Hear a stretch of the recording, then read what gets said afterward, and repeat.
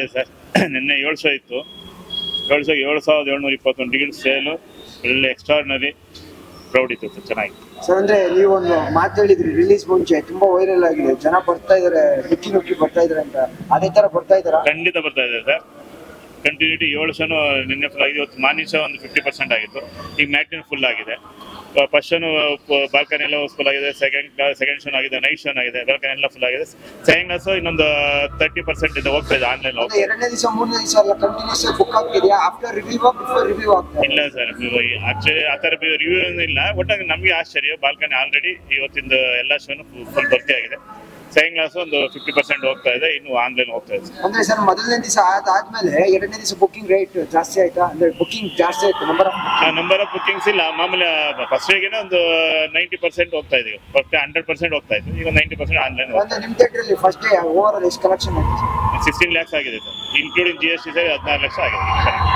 Over all ಇದು collection 19 ಕೋಟಿ 20 ಕೋಟಿ ನಿಯರ್ ಬಂದಿದೆ. ಅಷ್ಟಾಗಿದೆ ಅಂತ ವಿಡಿಯೋ ಮಾಡ್ತಾರೆ. ಆಗಿರ್ಬೋದು ಸರ್, ನಮ್ದೊಂದು ಥಿಯೇಟರ್ 14 ಲಕ್ಷ ಆಗಿದೆ, ಆಗಿರುತ್ತೆ ಥ್ರೂಔಟ್ ಕರ್ನಾಟಕ ಇದೆಯಲ್ಲ. ಅಂದ್ರೆ ಕೆಲವೊಬ್ರು ಕಿಡಿಗೇಡಿಗಳು ಆನ್ಲೈನ್ ಅಲ್ಲಿ ಅಷ್ಟಾಗಿಲ್ಲ, ಬರೀ ಒಂದು 10-7 ಅಂತ ಇದ್ದಾರೆ, ಅವ್ರಿಗೆಲ್ಲ ಏನ್ ಹೇಳ್ತೀರಾ ಸರ್? ಏನ್ ಹೇಳಕ್ ಬರುತ್ತೆ ಸರ್, ಆಕ್ಚುಲಿ ಕಲೆಕ್ಷನ್ ಚೆನ್ನಾಗಿದೆ ಸರ್, ಸೂಪರ್ ಡೂಪರ್ ಚೆನ್ನಾಗಿದೆ ಸರ್.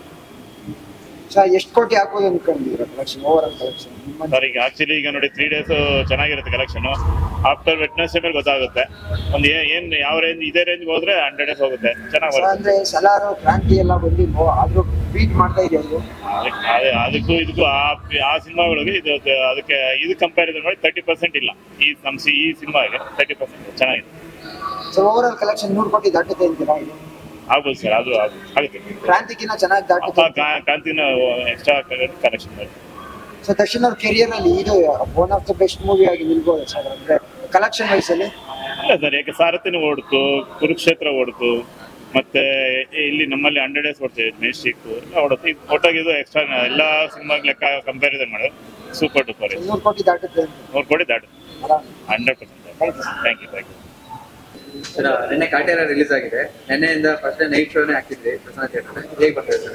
12:30 ಬರ್ತಾ ಇದೆ. ಜನ ತುಂಬಾ ರೆಸ್ಪಾನ್ಸ್ ಬರ್ತಾ ಇದೆ. ಕಾಟೇರ ಅಂದ್ರೆ ತುಂಬಾ ಜನ ಬಳಕೆ ಮಾಡ್ತಾ ಇದ್ದಾರೆ.